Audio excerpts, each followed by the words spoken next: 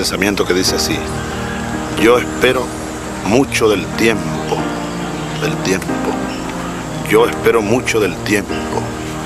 Su inmenso vientre contiene más esperanzas que sucesos pasados.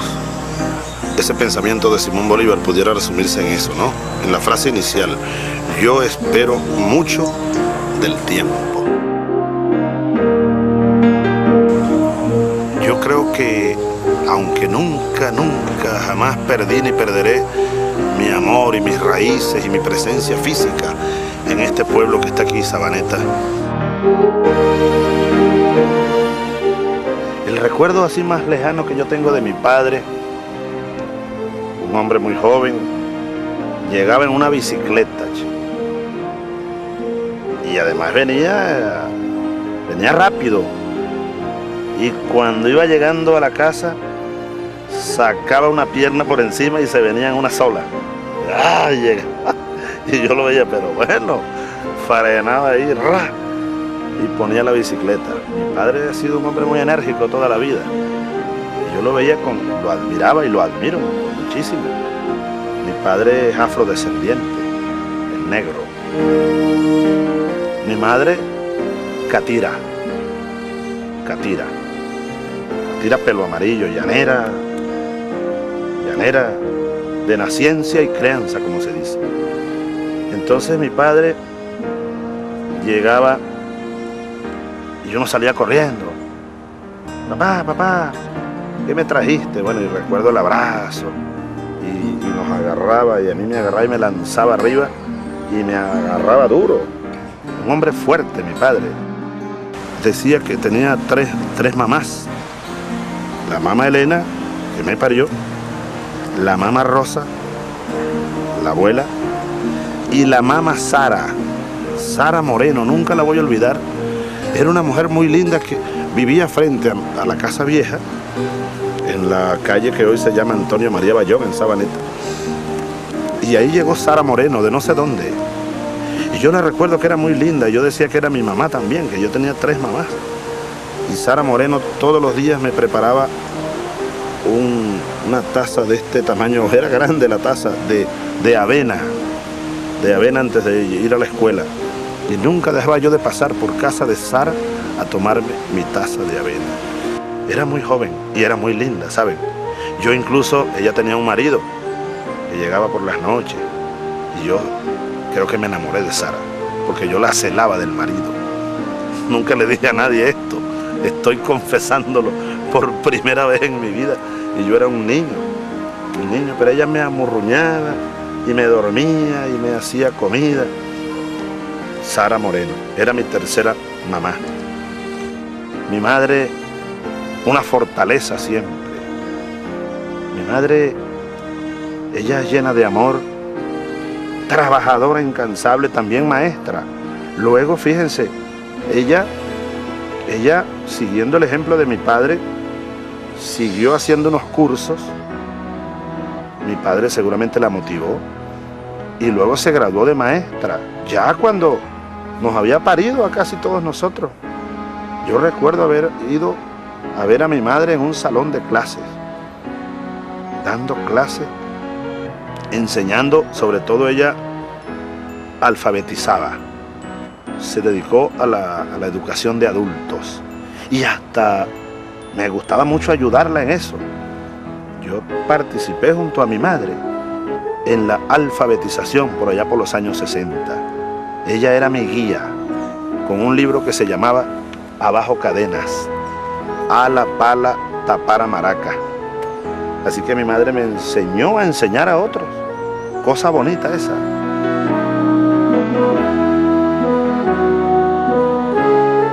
Hugo de los Reyes Chávez era maestro de escuela primaria, y lo recuerdo además muy exigente.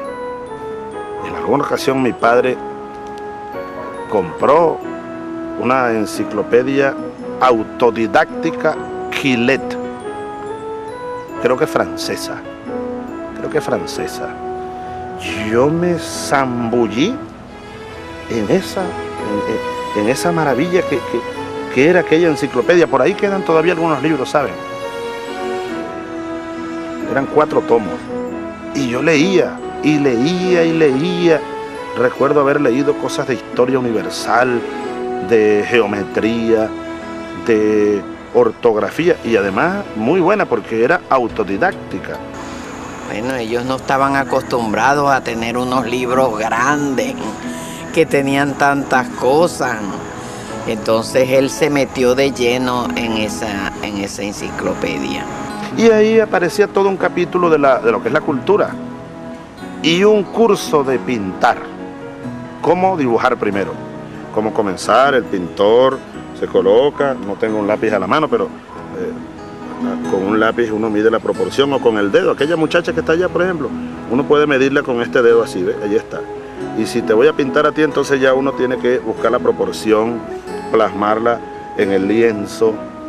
Yo recuerdo haber hecho de una mata, de unas ramas de guayaba, un caballete, porque en la enciclopedia aparecía un caballete. Y bueno, a mí no se me ocurrió más nada sino cortar unas ramas de un guayabo y hacer un caballete. Bueno, pero les decía que me llegó ese sueño, ser pintor. Y recuerdo que lo tomé con bastante dedicación.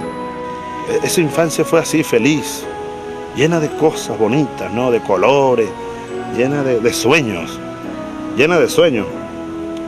Hace poco estaba revisando algún discurso de Martin Luther King, aquel discurso donde él dijo, I have a dream, yo tengo un sueño. Yo cuando oigo esa expresión no puedo evitar recordar los sueños que bueno, que me invadieron desde niño.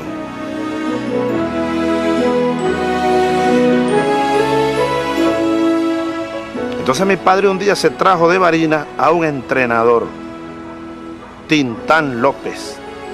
Le decían todo el mundo Tintán, como aquel famoso actor mexicano de aquellos años, Tintán. Tintán López era un tremendo pelotero y lo trajeron de entrenador para que preparara al equipo del pueblo. Lo trajeron de la ciudad. Y resulta que Tintán López llegó a vivir a la casita donde nosotros vivíamos. Ya no era la casa vieja. La casa vieja se cayó en un invierno. Y de repente Tintán nos ha sorprendido porque nos veía jugando con la pelota de goma. En el patio, él se asomaba. Nos llevó de regalo unos guantes usados y viejos, pero bueno. Cuando yo agarré un guante de béisbol de los que usaban los grandes, yo dije, llegué al cielo. Y unos bates que estaban partidos, pero se le ponía un clavito, unos clavitos y un tape. Y entonces servían para jugar. Y unas pelotas que uno decía de Wilson, la pelota dura del béisbol, uno le decía la pelota de Wilson. Pero era la pelota dura, pues. El Wilson era la marca, pero todo el mundo le decía una pelota de Wilson. Y entonces Tintán empezó a enseñarnos a nosotros cómo se juega el béisbol. Nos dibujó allí el terreno, nos enseñaba cómo uno se tiene que colocar, cómo hay que pararse aquí con el codo aquí y este otro codo aquí para batear, cómo uno tiene que mirar al pitcher y esperar la recta por aquí, no irse con la bola alta ni con la baja, cómo concentrarse en el juego. Nos enseñó, pues. De ahí viene la pasión por el béisbol. Una pasión infinita, muy, muy grande. Muy grande, sobre todo porque se convirtió en un sueño más. Después del sueño aquel que ya les conté de ser pintor, yo oía los Juegos del Magallanes casi todas las noches. Cuando anunciaban que mañana lanza el Látigo Chávez, no, era para mí la locura, pues. Me lo imaginaba porque no veía la televisión, no había televisión, repito. Era mi ídolo, pues, el Látigo Chávez. Y en ese año, el Látigo Chávez había llegado a las Grandes Ligas, tenía 21 años. Y lanzaba sacaba el brazo derecho como un látigo. Y una recta y una curva. Extraordinario aquel muchacho, pues. Ya había llegado a Grandes Ligas con los Gigantes de San Francisco. Bueno, y el Látigo Chávez, pues. 1968, 1969. Un día de 1969, era domingo, un domingo de marzo. La abuela se fue al patio, me quedo solo, desayunando y oyendo música, Radio Barinas, música llanera por la mañana. De repente, última hora, noticias.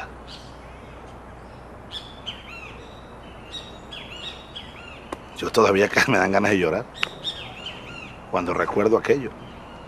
Yo lloré mucho. Yo sentí que el mundo se me acabó.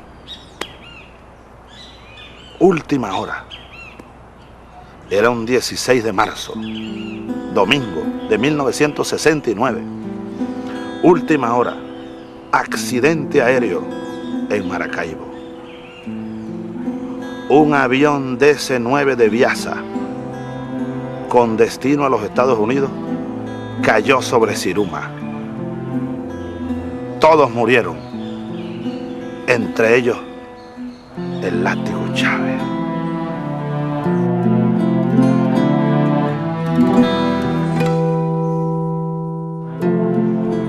Bueno, yo me puse a dibujar, yo estudiaba pintura y ya estaba aprendiendo a pintar rostros. Y yo pinté la cara del Látigo Chávez y lo pegué ahí al lado de mi cama, la camita.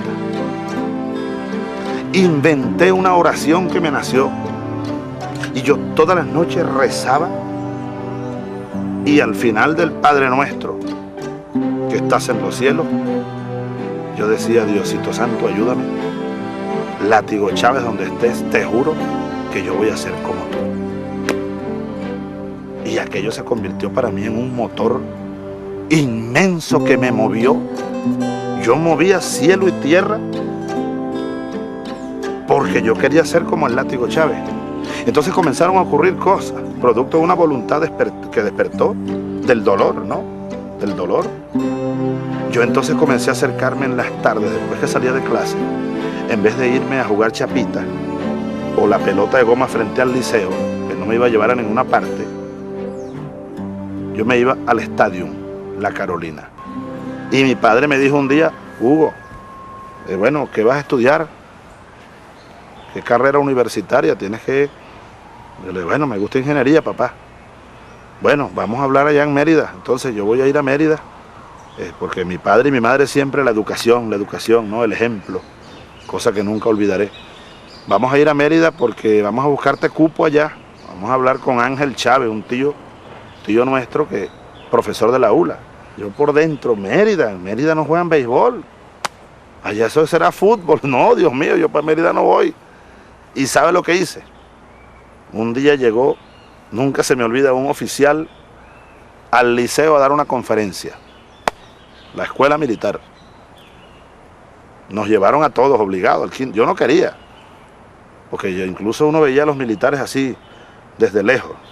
Bueno, en resumen, el 8 de agosto de 1971 entro a la escuela militar, ya entonces academia militar, en un grupo de 375 muchachos, incluyendo unos extranjeros, un grupo de panameños, compañeros, dominicanos también, un grupo de muchachos. Pero lo mío era jugar béisbol. Yo estaba pendiente de cuándo comenzamos a jugar béisbol. Y comenzamos al poco tiempo a jugar béisbol.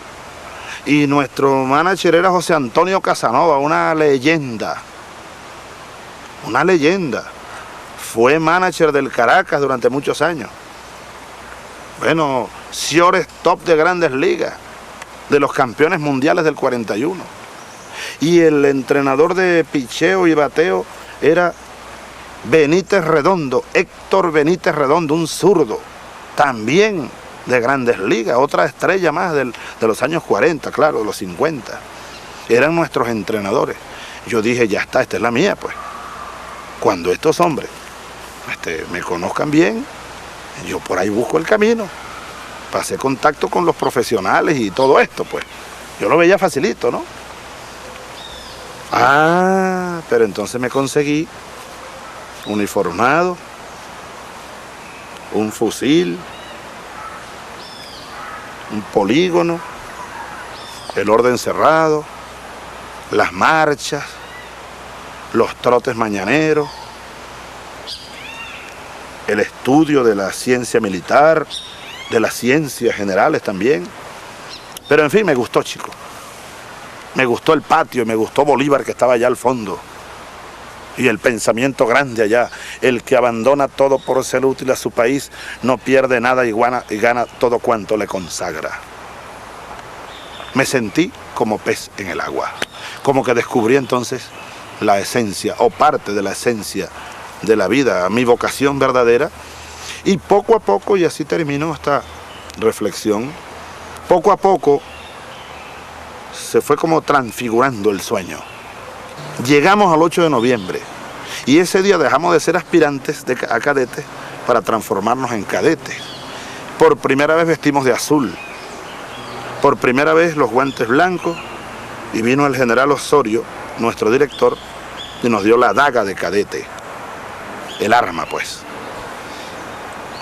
Y entonces permiso por 2 días, porque en esos 3 meses uno no podía salir, un poco para pagar una deuda que yo sentía que estaba teniendo o que estaba adquiriendo, para cancelarla. Algo así. Era el espíritu que me obligaba. Yo me fui caminando desde el Valle, Conejo Blanco. Caminé, primero pregunté cómo llegar al Cementerio General del Sur, porque yo leí entonces que ahí enterraron al Látigo Chávez. Yo iba porque tenía por dentro un nudo, como una deuda que se vino formando, el juramento aquel, la oración aquella. Yo la estaba olvidando y ahora quería ser soldado, me sentía soldado y yo me sentía mal por eso, así que llegué a la tumba, vi la cripta, Isaías Látigo Chávez murió 16 de marzo de 1969. Pero sobre todo, además de rezar, yo fui a pedir perdón. Yo me puse a hablar con la tumba, o sea, a hablar con el espíritu de que rodeaba todo aquello, a hablar conmigo mismo. Es decir, estaba como diciendo, perdón, perdón, Isaías, ya yo no voy a seguir ese camino.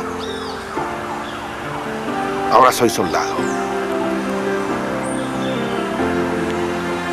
Y cuando salí del cementerio, yo estaba como liberado.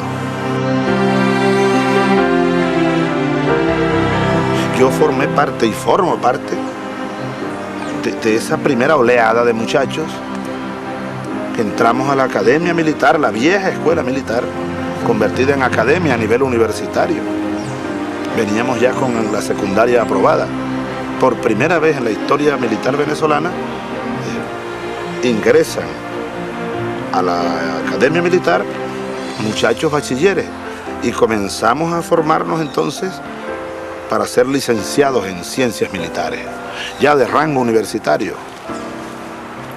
Pero más allá de todo lo que yo pude haber aprendido de filosofía, de la guerra, de historia económica, de historia militar, de geopolítica, estrategia y táctica, todas esas enseñanzas, hasta la ciencia militar, lo más profundo que yo aprendí en esa queridísima academia militar fue a amar profunda e infinitamente a mi patria. Y no solo amarla por decirlo, sino que yo aprendí a amarla y cuando juré el 7 de julio de 1975, con mi sable de subteniente, en el patio de honor de la Academia Militar, cuando yo saqué mi sable para jurar, juré en firme y juré en serio. Jura usted delante de Dios y la bandera defender la patria hasta perder la vida. No solo defenderla, digo yo, amarla. Porque para defenderla hasta perder la vida, necesario es amarla. El que no ame a esta patria. Y la patria es, en primer lugar, como dice Ali Primera, el hombre, el ser humano. La patria es el hombre, muchacho. La patria es el hombre, muchacho. La patria es el hombre, muchacho. La patria es el hombre, muchacho. La patria es el hombre. Hace 400 años que mi patria está preñada, decía Luis I. ¿Quién la ayudará a parir para que se ponga bonita? Que para la patria, muchachos, hay que amarla, hay que sentirla, hay que adorarla para poder defenderla. Entonces yo juré ese 7 de julio de 1975 salir con aquel sable a defender esta patria, amándola, y para defenderla dar incluso la vida. Eran dos abuelos, uno más perdido en el tiempo, un Chávez. Algunos decían que era maluco porque dejó la mujer y se fue detrás del Cabo Zamora. Y uno no entendía, a veces uno incluso pensaba, oye, mi abuelo era un maluco, el abuelo ese, Chávez. Se fue con Zamora y más nunca volvió. Y dejó la mujer y los hijos pequeños. Yo me imagino que el abuelo Chávez, quien quién sabe en qué camino se quedó tirado, pudiera ser uno de los que enterró a Zamora. El otro recuerdo que brota especialmente por aquí, así como brotan esos montes con la lluvia, es el recuerdo de lo que ya les estaba hablando, el otro abuelo. Ese es mucho más cercano. Es tan cercano que uno lo siente por ahí. Tan cercano que parece que rebrota. Es el de Maizanta, el último hombre a caballo. Uno por el lado de los Chávez, de mi padre, de mi abuela, mucho más difuso y lejano, que se fue detrás de Zamora. Es decir, detrás de la patria, detrás del sueño.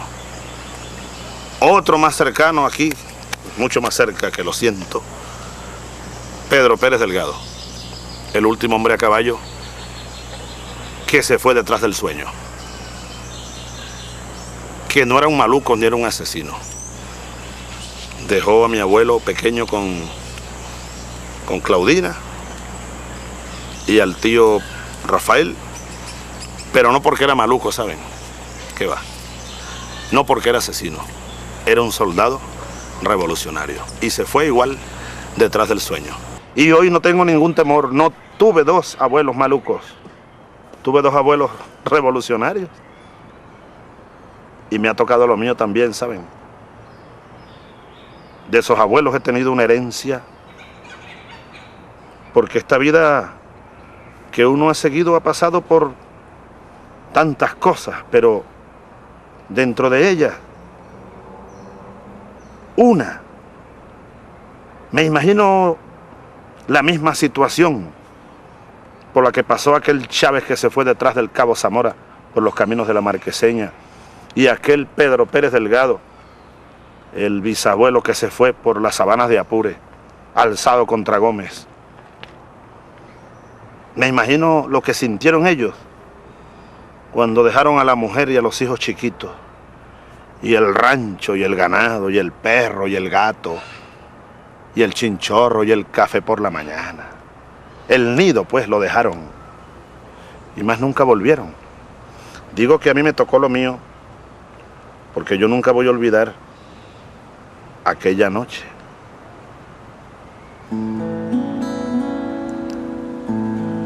Era febrero, como estos días casi. Había cielos claros, el verano había llegado. Y era 1992. Y después de un camino medio largo ya, me tocó lo mío.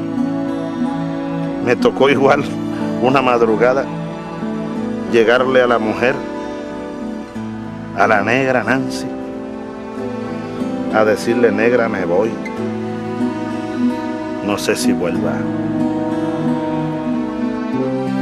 Y lo más duro, no se lo deseo a nadie, ¿saben?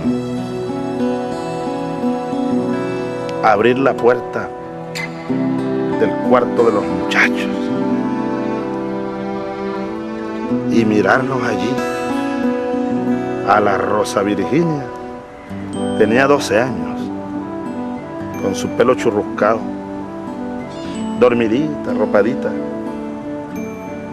Y a la María Gabriela con su pelo de india. Y su cara de india es india. Tenía 9, arropadita, con un ventilador que daba vuelta. Y allá en la esquina de allá, Huguito, el catire gordo, soñando estaban seguros. Huguito tenía 7 años. Despedirse de los hijos, darles un beso y con cuidado para que no despertaran, darles la bendición a la una, a la otra y al otro. Y adiós. No sé si vuelva. Me tocó lo mío también. Los dejé chiquitos. Pero no por maluco, ¿saben? Por patriota. Detrás de la misma bandera de aquel Bolívar, de aquel Zamora, de aquel Chávez y de aquel Maizán. Me tocó lo mío también.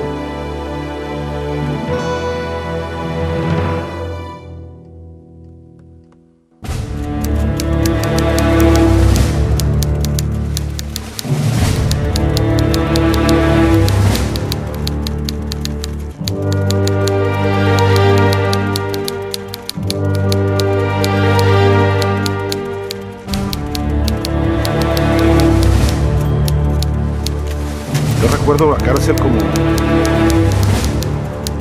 una escuela, ¿no? Y aunque hubo momentos dolorosos, para mí no fue un dolor la cárcel, aunque tuvo muchos dolores, pero esos dolores fueron absorbidos, ¿no? Por el amor, por la fe, por el optimismo, por el trabajo, un trabajo permanente. Ahora, ¿cuál momentos dolorosos?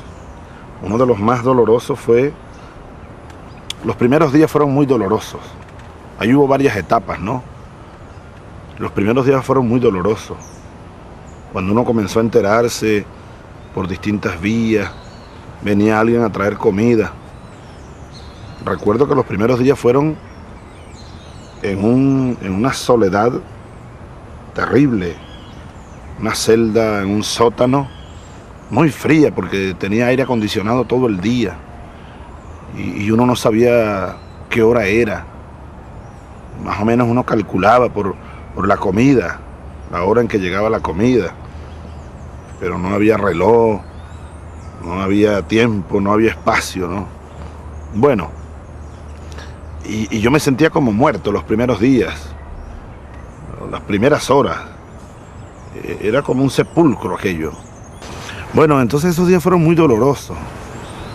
Bueno, la ausencia de los hijos, los viejos, la mujer, la soledad. Era como una muerte, ¿verdad? Yo me sentía como muerto. Pero uno fue como resucitando, poco a poco. Recuerdo que llegó un sacerdote, como al segundo, tercer día, con su sotana blanca. Era el sacerdote de ahí de la prisión militar esa. Y entonces él, había una cámara filmando allí. Él sabía, así que muy hábilmente se puso de espaldas y me dijo algunas cosas muy suavecito, muy suavecito. Entre otras cosas me hizo saber que allá afuera había una ola de amor, un fuego divino, me dijo. Ese sacerdote murió ya, era el padre Torres. Nunca lo voy a olvidar. Porque él me dijo, allá afuera hay un fuego divino, comandante. Hay un fuego divino, hay un amor que se desató muy grande. Y entonces me recitó de la Biblia lo siguiente. Y me lo dejó anotado incluso, en un papelito dobladito que me entregó. Maquina el impío contra el justo, tensa su arco, apunta la flecha. El arco se le partirá y la flecha se le clavará en su propio corazón. Nunca me sentí preso, en verdad. Nunca me sentí preso, desesperado, como desesperado por salir de allí, no. Yo incluso estaba preparado para estar allí 20 años si había que estar allí. ¿Cuál es el problema?, decía yo. Porque asumí aquello como una etapa necesaria. Me interesa jugar un papel dentro de un proceso, pero yo sí estaba claro que había que empujar el viento, que había que empujar el sol, como canta el poeta, que había que precisar mejor la ideología, que había que sembrar conciencia. En la cárcel me grabé la consigna de Samuel Robinson, Simón Rodríguez, aquella que dice: la fuerza material está en la masa y la fuerza moral en el movimiento de la masa. Y a mí se me ocurrió agregarle una tercera consigna: y la fuerza transformadora está en la masa consciente en movimiento acelerado. Yo creo que había que pasar por la cárcel. Y yo no la recuerdo con dolor, ¿sabe?